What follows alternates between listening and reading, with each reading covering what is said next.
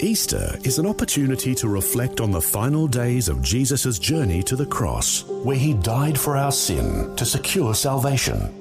Jesus was on a mission, and nothing could stop him from achieving what he came to do. Vision is also on a mission, taking God's word to every corner of Australia.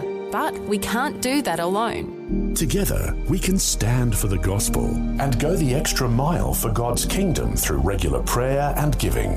Monthly givers who share our mission are called Visionary Extra Mile Partners. And you're invited to join this growing group of faithful supporters.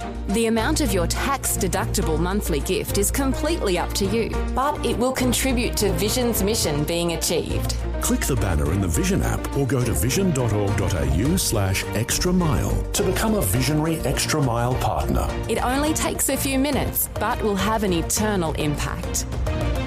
Vision.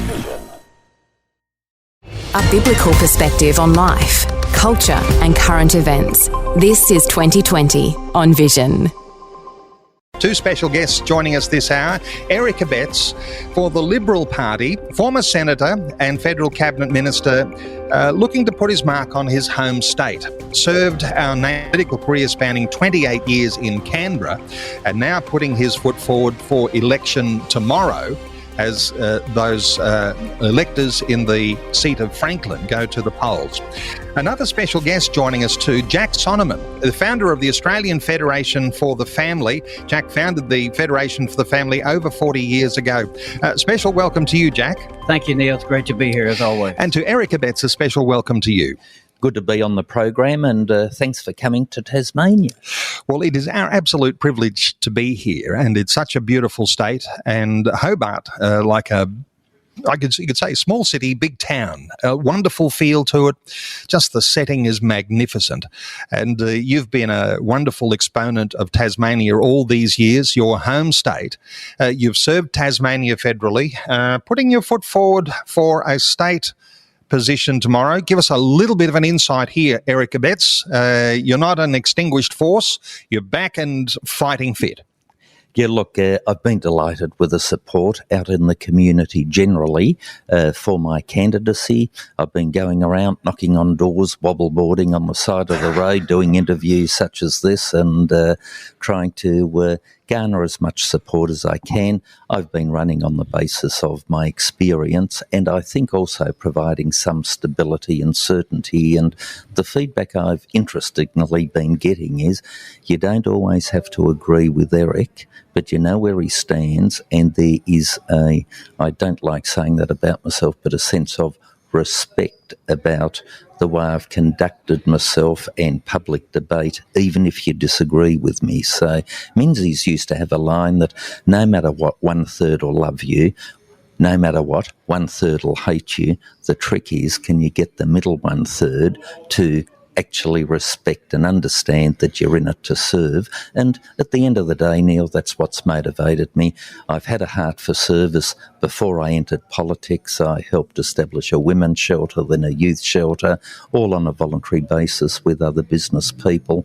Then took a pay cut to get into the Senate, and if I get into the House of Assembly tomorrow, it'll be another pay cut. I know that so many listeners will remember your long career. 28 years a senator, and some will say you can't win an argument against Eric Abetz. And we're encouraged with your Reformed Christian formation. It's, as you say, you're a little bit predictable because people know what you stand for. And so when people are casting their vote tomorrow in the seat of Franklin, they'll know what they're getting when they vote for you. This Christian formation in you, it shapes your values, and the values that we bring to the table shape the legislation for a state. Neil, look, very, very well said. What I have tried to say many a time is that surely we are all agreed that a legislator's task is to encourage good behaviour, discourage bad behaviour. How do you determine what is good and bad? It's your sense of morality. Where do you get your sense of morality from? Your worldview. And that is why I say, whether people like it or not, everyone has religion or a worldview. My worldview has been, continues to be, the Judeo-Christian ethic. And I then say to people, that's mine, now tell me your coherent worldview. And most people stumble because they don't believe in anything, therefore they fall for anything as well. And that has been basically my foundation. And if I might say, that is what has made Australia and my home state of Tasmania the envy of the world. I don't see people wanting to flee Tasmania and Australia. In fact, I see them wanting to flee into Australia. And indeed, just the latest migration figures show that we've had the biggest influx in 70 years. We must be doing something okay. Yes, it looks as though we're doing something very right for that number of people knocking on our door and trying to make a new home here. Well, Jack Sonneman, founder of the Australian Federation for the Family, you've been doing what you do for, I don't know, age you prematurely here because you look like you're fighting fit to me, but 40 years you've been fighting for the family, fighting for children, young people who are influenced by a lot of values that as Christians we say are bad values. Welcome along, Jack, and thoughts here around values and what's happening in Tasmania? Thank you, Neil. It's always great to be with you. We need to see, and in fact, your audience needs to hear, that they need to step up and become militant defenders of biblical morality. It's biblical morality culture become such a great country. Now, I'm one of the immigrants that came here. I'm here by choice. I've been here for 40-something years, which is why I don't sound American anymore. But we've been working to protect children. In fact, I think Eric was at the celebration in federal parliament one time when I was presented with an Outstanding Achievement Award for my 20-something years work at the time, protecting women and children from sexual exploitation. Well, we're continuing to do that, and we need to see more, I think, militant defenders of biblical morality. We don't need to support people that come in and say men are not really men. We have an independent candidate standing in my electorate who's so confused he doesn't even know he's a man. He was formerly endorsed by the Greens, which says a lot about the Greens, but now he's standing as an independent. We have others down there that have no policies whatsoever. And as Eric said earlier, if you don't believe in anything, you can fall for everything. And we need to vote on our values. We need to look at the values of the different political parties and support the ones that are closest to our values. I don't think our daughters should work as prostitutes. That is a political platform, the policy platform of the opposing party.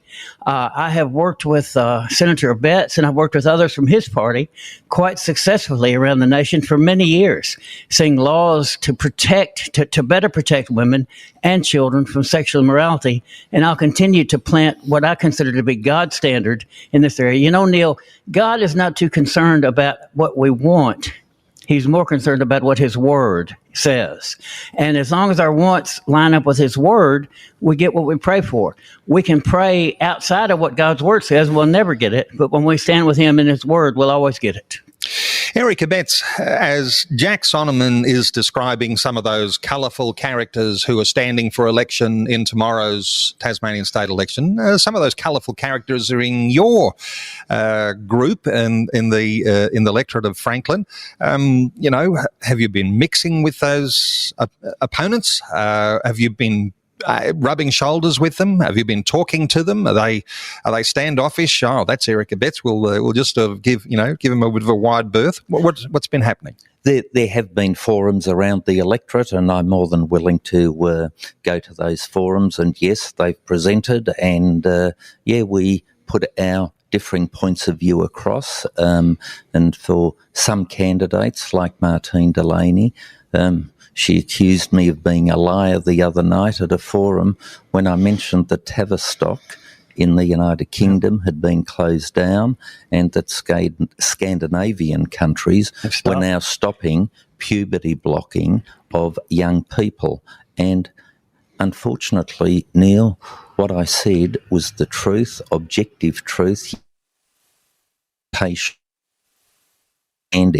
That these are just facts, and yet the other side will sort of say quite loudly liar in response to the statement of objective facts. And that is unfortunate that in the public and political discourse, objective truth is now no longer considered to be an element. It's your truth and my truth. And can I tell you, Neil, your truth doesn't exist, my truth doesn't exist. What does exist is truth. Yep. And Yep. if it agrees with you, Neil, good luck, you're on the right side. If it doesn't agree with me, then, Eric, you're on the wrong side. But there's no such thing as your truth and my truth. Let me ask you about the Tavistock Clinic in the UK, because it has been closed down. There are, as I understand it, hundreds who are taking Tavistock Clinic to court. Legal action against them. So there's legal action happening. But the interesting thing, people will say, oh, that's happening over in the UK. Not happening here. Well, leaked report called from the sorts of guidelines that are being used by WPATH. I can't remember exactly what that stands for, but there are guidelines that are being adopted in places in health in Western Australia, and no doubt are seeping into health departments for guidelines as to how to treat people with various dysphoria issues. When you've got any sort of issue like that, it affects the whole world. It's also creeping here in Australia. Thoughts from you, Jack Sonneman, around the way that these things permeate into a society and change the way people think? Yes, Neil, it's a shame that we've allowed the progressive values to become so permeated in our nation. Look at what progressiveness has given to, say, the U.S., for example, where they have heroin injectors in the street nodding off. They have to have in New York now, but thanks to their progressive values, they have to have subway armed guards by the National Guard with machine guns to keep crime down. They even have homeless people selling pilfered toiletries on the street because they can't get charged with shoplifting thanks to the progressive values if it's under $1,000. So they go clean the shelves off, which is causing several of the largest chains of pharmacies and retailers in America to close their doors. They cannot get, and these are all the progressive values of those on the left that are trying to appeal to the lowest common denominator. Oh, we need to feel sorry for people. What Jesus said, you shall know the truth, and the truth will set you free. They're adamantly opposed to the truth. Thou shalt not steal is a truth. There are other truths that are being violated, and because we violate them, we're reaping the fruit of that. And if we want to see a biblical standard in society, we have to start adopting biblical policies. Now, that's what we've been calling for and doing for a number of years. And when we bring Jesus into the picture, Neil, it's my firm belief that we see the picture change. Now, not only is that my firm belief, we've seen it happen time and time and time again, where people have told me, oh, you can't get that, oh, you can't achieve that, oh, you can't solve that, when in fact we have. And that has given me a platform in Christian and conservative political forums around the world about the victories we've seen against prostitution legislation, against pornography legislation. All kinds of things happen because we have brought Jesus into the picture, and the light of Jesus always dispels the darkness. It's the truth that overcomes the lie, not the other way around. So we need to continue to speak the truth no matter what the opposition does. Elections are the time when your vote counts, and we all have a vote. It's all equal. Eric Abetz cast his vote. Jack Sonneman cast his vote. It's equal to all of those people who might be on what sometimes we call the progressive left. They've got their equal vote. When we talk about some of these things Jack mentions, and Jack's talking about things that have happened overseas, places like California and San Francisco, where drug policy is out of control. People are on the streets and they're homeless people, but the drug policy and then the changing attitude towards police, people are robbing and doing so with impunity. Let me ask you, Eric Abetz, you're familiar with those sorts of stories. Are those coming to Australia? Are those coming to Tasmania? There is a trend towards that, and the good thing is, in Australia, in Tasmania, we have the opportunity to put an end to it and then advance back to some very good standards within our community and understand that that which has been done overseas has failed spectacularly. And so, be it with the Tavistock, with the puberty blockers, the world around now is saying stop it. Yes. And yet in Australia we still seem to be sort of half going down that track. We've got to protect our children.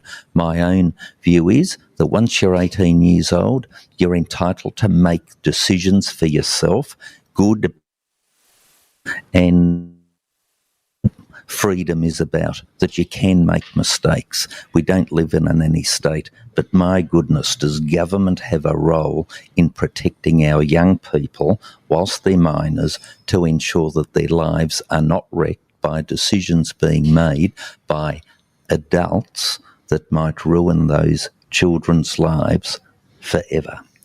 Let me ask you, Jack Sonneman, you've been talking to a lot of people lead up to the election. Is there a sense in which some people will think that there is an inevitability about some of these progressive policies? And from Tasmania's point of view, you're watching the North Island, as Richard Humphrey was referring to the mainland of Australia, looking at the North Island saying, what's happening there in some of those states like Victoria and even in New South Wales just last night, the conversion therapy legislation's gone through. And ACT, people will think that's inevitable, that's coming to Tasmania. Is this something that you've noticed? You know, I saw a bumper sticker the other day that said, I feel much better now that I've given up hope.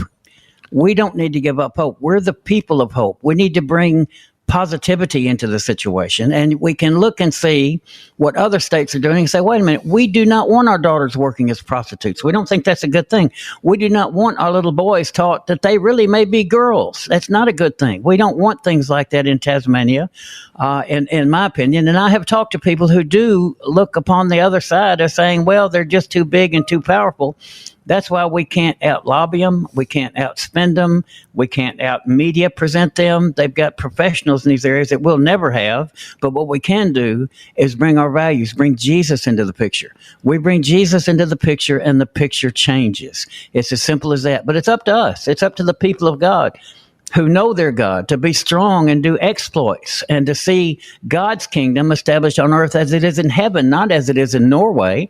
We want to see God's values implemented, not another country or a popular set of values, but we can look to the scripture and see what things are directing us in the right direction and what things take us in the wrong direction, and look and see what other countries are doing. Other countries are recognizing that women are not empowered by being sexually penetrated by strangers every day, and they're making changes to those laws. They're curbing it. They're pulling back from it.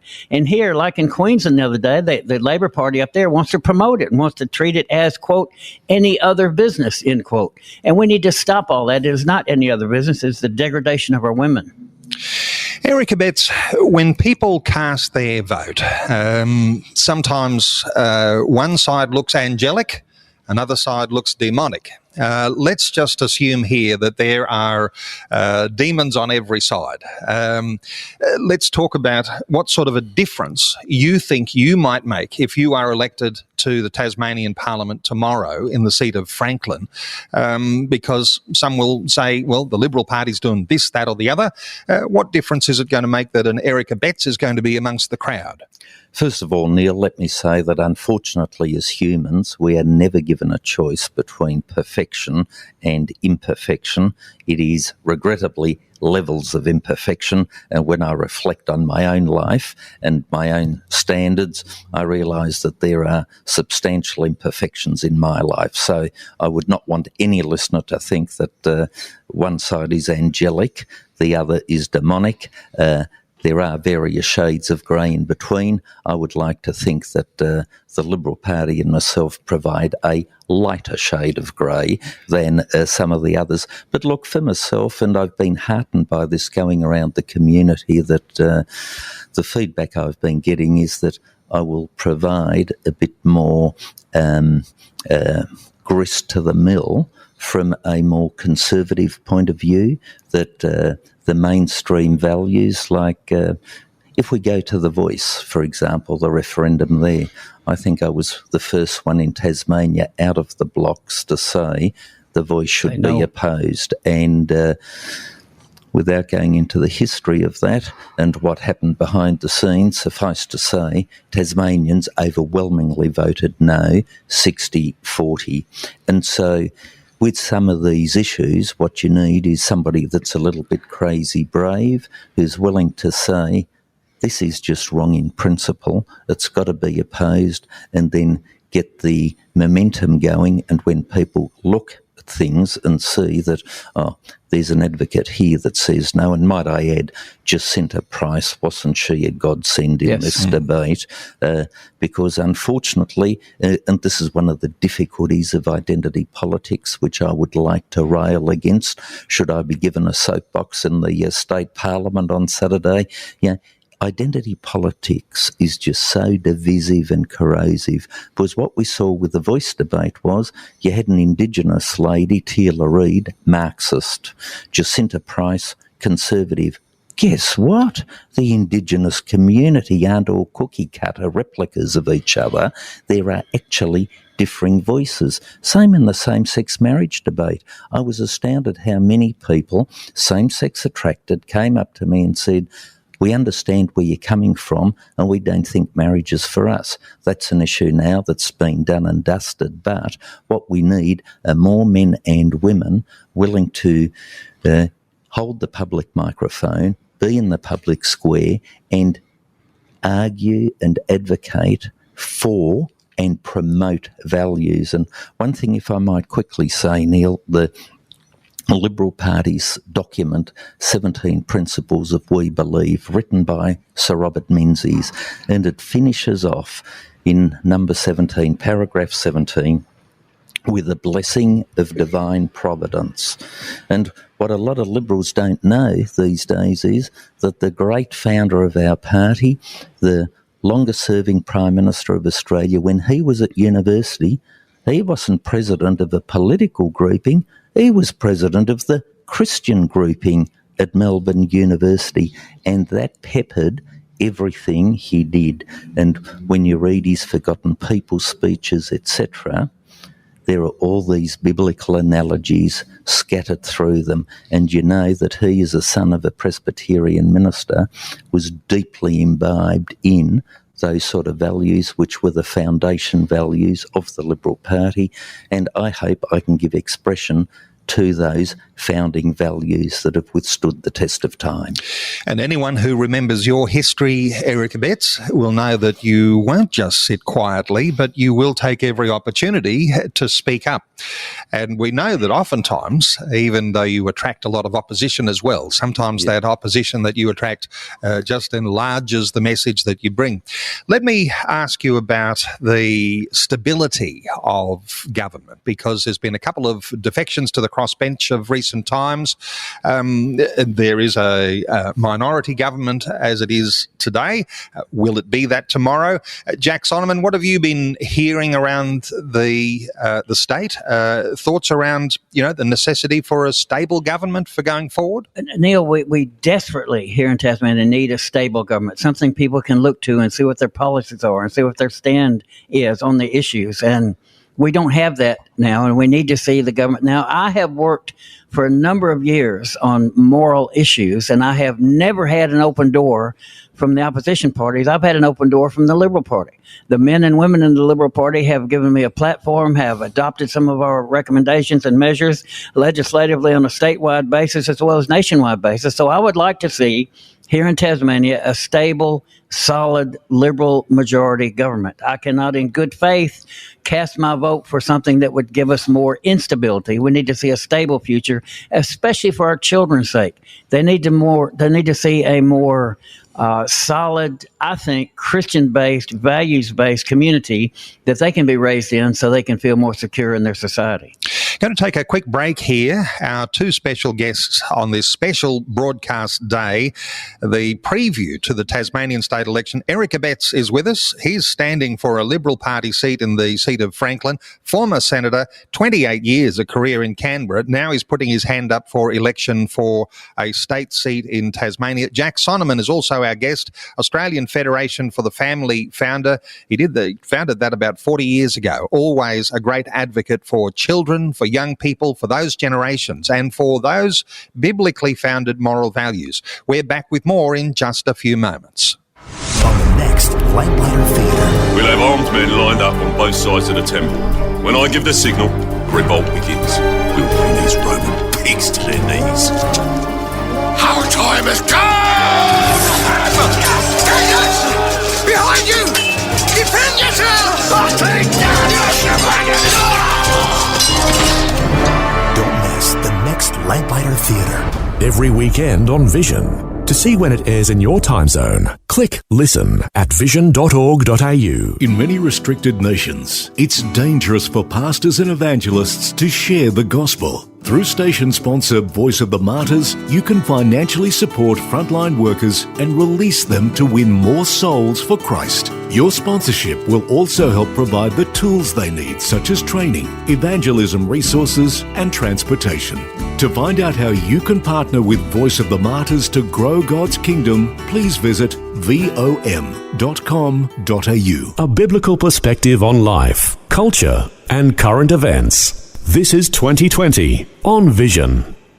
And our special pre-election broadcast in Hobart from one of the most iconic construction projects that's ever been undertaken in the state of Tasmania, and that is St. David's Cathedral in the heart of Hobart.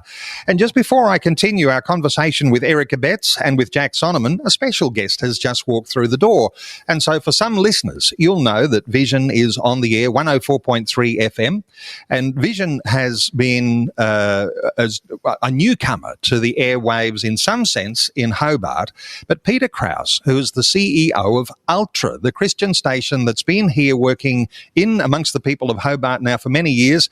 Peter, a special welcome, a quick hello to you. Thank you. Thank you. And Peter, you've got a bit of a perception about things so far as this election goes. Have you been having some coverage of your own on Ultra? Oh, we've had some coverage of our own. We don't go into things too deeply, but we've had a number of politicians who have had sponsorship things running on our station, talking about themselves a little bit, and we welcome that.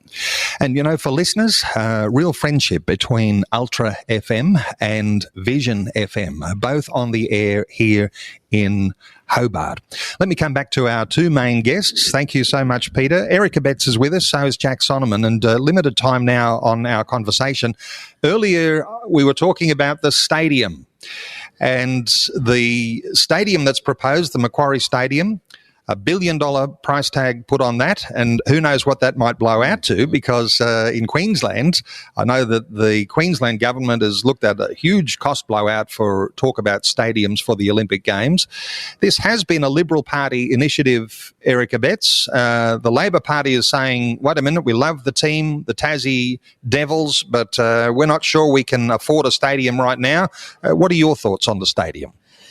Very simply, if Tasmania wants an AFL team, it needs a stadium. Simple as that. And so for people to say we want a team but not a stadium is quite disingenuous, with respect. Now, with the cost of the stadium, I'm not going to get into that, but suffice to say that the state government contribution is only 41 days of health expenditure. And so when you think in Tasmania, so if you think of a stadium lasting at least 40 years, we are investing 1 days of health expenditure per year in that stadium over that 40-year period. And also interestingly is that the state contribution is about $375 million. Federal Labor is going to make a contribution. So we have this interesting situation where the state Liberals and federal Labor are joined in supporting a stadium, but the opposition, for opposition's sake, just seems to be against it. And it'd be fair to say when they came out to oppose it, I think the numbers were on their side. But as I'm speaking to you, 125,000 Tasmanians have become foundation members of the Tasmania Devils. And yes, I'll put my hand up, I'm one of them. And in fact, I went to one of the launches and then had dinner, did whatever, got home between 10 and 11 o'clock, to register myself as a foundation member, and at that stage already 40,000 plus had joined. When I wake up the next morning, it was 80,000. It's now 125,000, and I think the momentum now is overwhelmingly in favour of a team and a stadium, and my hope is we can get a great iconic design, and might I add, it will be an all-purpose stadium of which the AFL will be the anchor tenant, and that is what makes it all stack up. Let me ask you, Jack Sonneman, long-time Tasmanian and an AFL footy fan. No doubt you'll be supporting the Tasmanian Devils. We're talking about a state election. Our primary purpose is to reveal what those policy values might be and contrast those with where our Christian values might stand. Is it possible that Tasmanians might be blinded by the thought of the stadium and that they might not be concerned about these other issues, and the election might be decided according to whether people want a stadium or not? Well, if the Liberals on side of the stadium and the election is going to be decided on that issue, the Liberals are going to get in.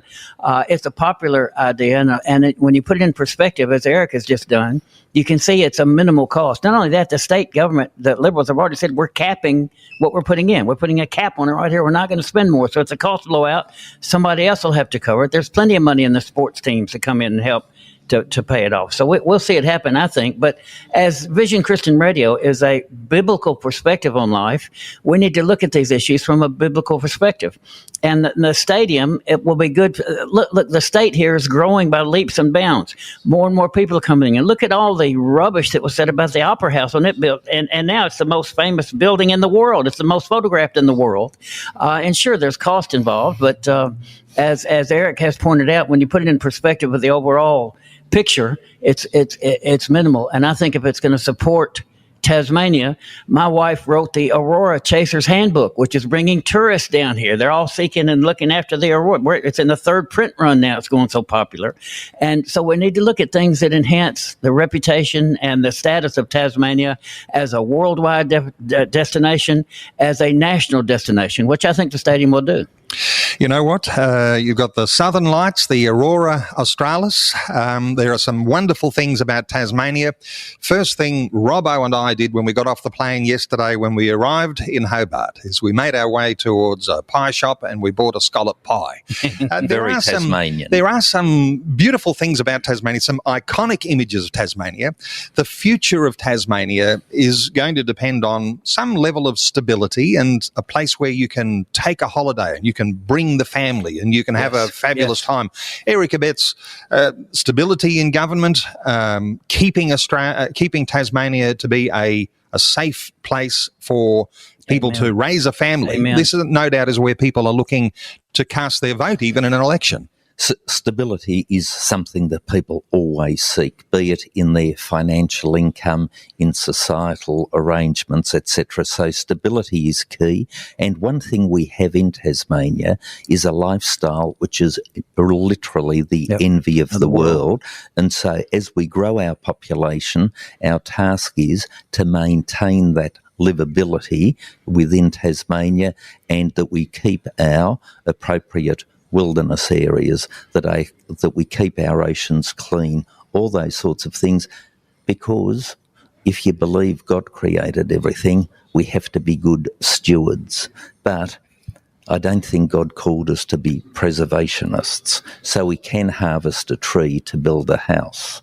And they're the sort of things, getting the balance back into the debate is so vitally important, be it for lifestyle, be it economic, and all the wishes that people have, Neil, for extra money on health or whatever, I always come back to the foundation of where are you going to get the money from? And that is why the first principle of good government has to be a good, sound, strong economy that gives people sound, stable jobs to build a house, buy a house, raise their family, etc. But then from the taxes that generates, you can then deliver all the goodies that people want. Without that foundation, the promises are empty, hollow and undeliverable. There are economic issues to consider. There are environmental issues to consider. There are moral issues to consider. And that primarily is where we like to focus our conversations, especially when it comes to this contrast of our Christian values to where policies sit. At the pointy end of our conversation, let me ask you, Jack Sonneman, the outcome of tomorrow's election, what are you predicting? What do you think it'll look like when Tasmanians have cast their vote? Hung Parliament, Liberal government, will it be a Labor government? What are your thoughts? I'm praying for a majority Liberal government. My daughter, Christina, just had baby number 10. She has 8 girls and 2 little boys. And the Liberal Party here in Tasmania has made it so prostitution is not legal. I think it should not be legal. I don't think the law should sanction that activity against our women. So I'll be hoping for and praying for a Liberal majority government. Eric Abetz, you'll be standing as a Liberal candidate.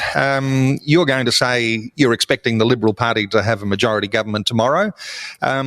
Is there any thing that you think that will be abnormal about the vote tomorrow? Is there something that's going to take everyone by surprise and they didn't see that coming? Any quick thoughts from you? Neil, my task until 6 o'clock tomorrow night is to do everything I can to ensure a majority Liberal government. For those of your listeners who are so minded, I will give them permission to watch the ABC coverage of the election because I'll be on the panel and I will only be speculating about the result after the polls have closed at 6 p.m. tomorrow night. And I think you'll make a tremendous contribution on an ABC panel as they're speculating about what's coming for the future of Tasmania with a new government elected. It'll be one against everybody else, I fear. Oh, but, yeah, you'll be on your own. It'll be fun. You're used to that, but maybe you're a bit rusty, so you'll be back to being sharp again tomorrow. For listeners, you're wondering what sort of research has gone into the parties and where you might be thinking as a Christian that you could cast a vote. A couple of sites to specially mention. That's the tasvotes.org.au website. That's a website set up specially by the Australian Christian Lobby. And there's also the Australian Christian Values Checklist at christianvalues.org.au. I'd also remind listeners that Freedom for Faith, just type Freedom for Faith into your Google, you'll find a website. They will have insights into the Tasmanian election, which will be very informative.